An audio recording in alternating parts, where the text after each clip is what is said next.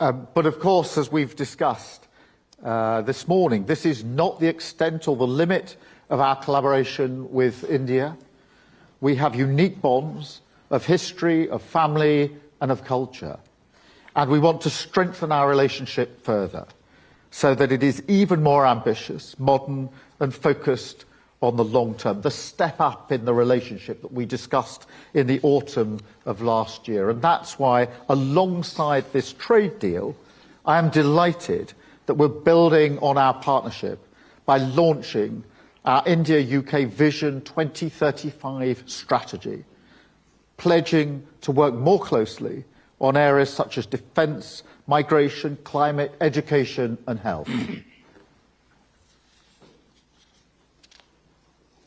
और इस सुबह जब हमने बात की थी कि एक आपस के साथ कोलैबोरेट करेंगे, इससे ये साबित होता है कि हम लोग अपनी इतिहास, फैमिली और संस्कृति को बहुत ही मजबूत बनाना चाहते हैं और जो मजबूत रहा है, और इसीलिए भविष्य में हम ये दोस्ती, ये रिश्ता स्टेप अप करना चाहते हैं। वो ट्रेड डील बना के और इंडिया और यूके 2035 विजन के आधार में वो जो डिफेंस है, माइग्रेशन है, एजुकेशन है, उस पे ध्यान देके। We will also build on the fantastic work we already do in technology and innovation, celebrating the one-year anniversary of the landmark Technology Security Initiative and making the most of the opportunities it represents for both of our countries. और technology और innovation के क्षेत्र में भी अभी पहली anniversary मनाया है जो हमने, वो टेक्नोलॉजी, इनोवेशन, सिक्योरिटी के आधार पे है और ये आगे बढ़ेगा, इसका पूरा विश्वास है। Work together as we strengthen security, growth and prosperity for working people in both of our nations. So let me now hand over to you to say a few words, and thank you again for your leadership on this. Thank you.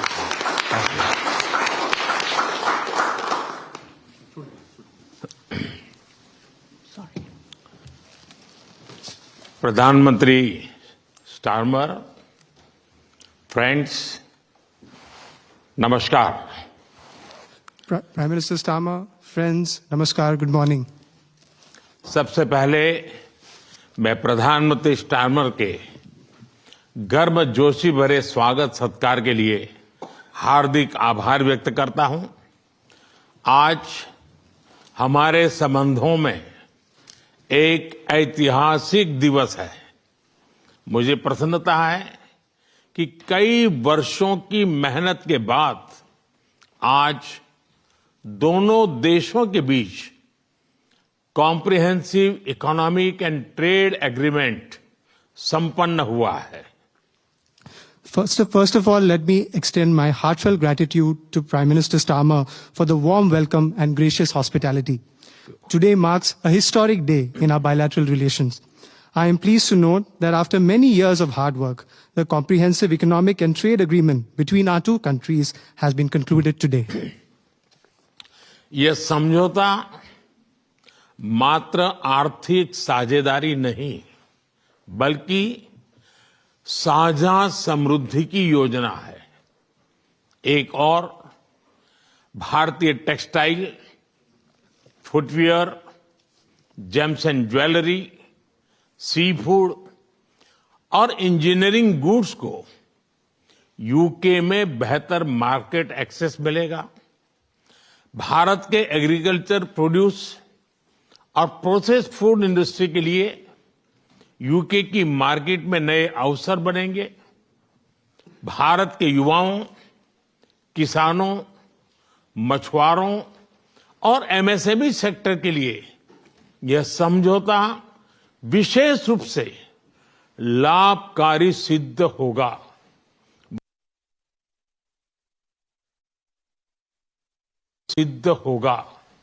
वहीं दूसरी ओर भारत के लोगों और industry के लिए UK में बने products जैसे मेडिकल डिवाइसेस और एरोस्पेस पार्ट सुलभ और किफायती दरों पर उपलब्ध हो सकेंगे। This agreement does not merely pave way for economic partnership, but is also a blueprint for our shared prosperity. On the one hand, Indian textiles, footwear, gems and jewelry, seafood, engineering goods will get better market access in the UK. Indian agricultural products, processed food industry will find new opportunities in UK's market. This agreement will prove especially beneficial for India's youth, farmers, fishermen and MSME sector. On the other hand, people and industries in India will be able to access products made in the UK, such as medical devices and aerospace parts at affordable and attractive prices. इस समझौते के साथ ही double contribution convention पर भी सहमति बनी है। इससे दोनों के सर्विस सेक्टर, विशेषकर टेक्नोलॉजी और फाइनेंस के उसको एक नई ऊर्जा मिलेगी। ईज ऑफ डूइंग बिजनेस को गति मिलेगी, कॉस्ट ऑफ डूइंग बिजनेस घटेगा और कॉन्फिडेंस ऑफ डूइंग बिजनेस बढ़ेगा। साथ ही यूके की अर्थव्यवस्था को भारतीय स्किल टैलेंट मिलेगा। इन समझौतों से दोनों देशों में निवेश बढ़ेगा और रोजगार के नए अवसर बनेंगे। इतना ही नहीं, दो लोकतांत्रिक देशों और विश्व की दो बड़ी इकोनॉमीज के बीच हुए ये समझौते वैश्विक स्थिरता और समृद्धि को भी बल देंगे। Along with this agreement, we also have reached a consensus on the Double Contribution Convention. This will inject new energy into the service sectors of both countries, especially in technology and finance. It will promote ease of doing business, reduce from India's skilled talent. These agreements will enhance investments and generate new employment opportunities in both countries. Moreover, as agreements reached between two democracies and two of the world's major economies, they will lend support to global stability and global prosperity. Friends, अगले दशक में हमारी comprehensive strategic partnership को नई गति और ऊर्जा देने के लिए विजन 2035 जारी किया जा रहा है। यह टेक्नोलॉजी, डिफेंस, क्लाइमेट, एजुकेशन और पीपल टू पीपल कनेक्ट के क्षेत्रों में एक मजबूत, भरोसेमंद और महत्वाकांक्षी साझेदारी का रोड मैप बनेगा। Friends, to give new momentum and energy to our comprehensive strategic partnership in the coming decade, today we are launching our Vision 2035. Vision 2035 is a roadmap that will form the basis of a strong, trustworthy, and ambitious partnership in the fields of technology, defense, climate, education, and people-to-people connect. Defence और security में साझेदारी के लिए defence industrial road map बनाया गया है। हमारी technology security initiative को और मजबूत करने पर काम किया जाएगा। It is our commitment that from AI to critical minerals, semiconductors to cyber security, we shall create the future together. A defense industrial roadmap has also been drawn up for partnership in defense and security. Work will continue on strengthening our technology security initiative. It is our commitment that from AI to critical minerals, from semiconductors to cyber security, we shall create the future together. Friends, शिक्षा के क्षेत्र में भी दोनों देश मिलकर एक नया चैप्टर लिख रहे हैं। यूके की 6 यूनिवर्सिटीज भारत में कैंपस खोल रही हैं। पिछले हफ्ते ही भारत के गुरुग्राम शहर में साउथ हैम्पटन यूनिवर्सिटी कैंपस का उद्घाटन हुआ है। Friends, in the field of education too, we are writing a new chapter together. 6 universities of the UK are opening their campuses in India.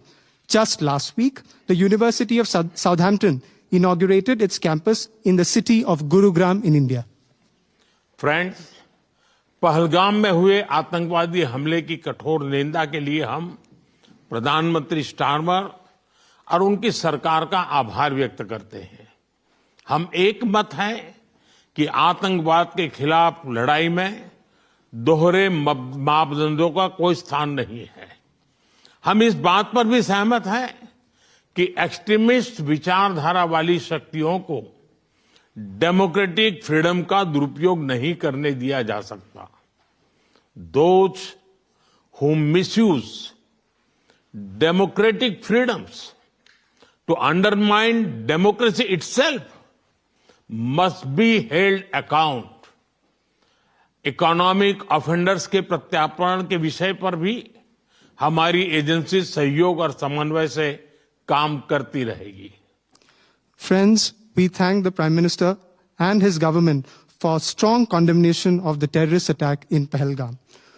We are united in the belief that there is no place for double standards in the fight against terrorism. We also agree that the forces which espouse extremist ideologies should not be allowed to misuse democratic freedoms. Those who misuse democratic freedoms to undermine democracy itself must be held to account.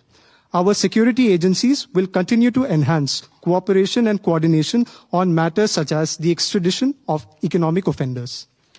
Friends, Indo Pacific में शांति और स्थिरता, Ukraine में चल रहे संघर्ष और पश्चिम Asia की स्थिति पर हम विचार साझा करते रहे हैं। हम जल्द से जल्द शांति और स्थिरता की बहाली का समर्थन करते हैं। सभी देशों की संप्रभुता और क्षेत्रीय अखंडता का सम्मान अनिवार्य है। आज के युग की मांग विस्तारवाद नहीं, विकासवाद ही है।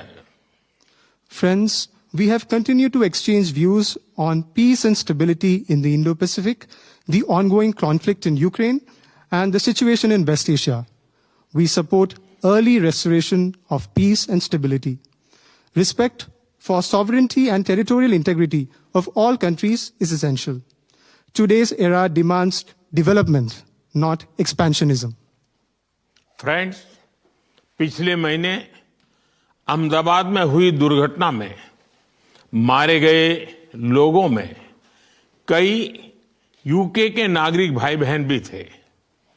उनके परिवार वालों के प्रति हम संवेदनाएं प्रकट करते हैं।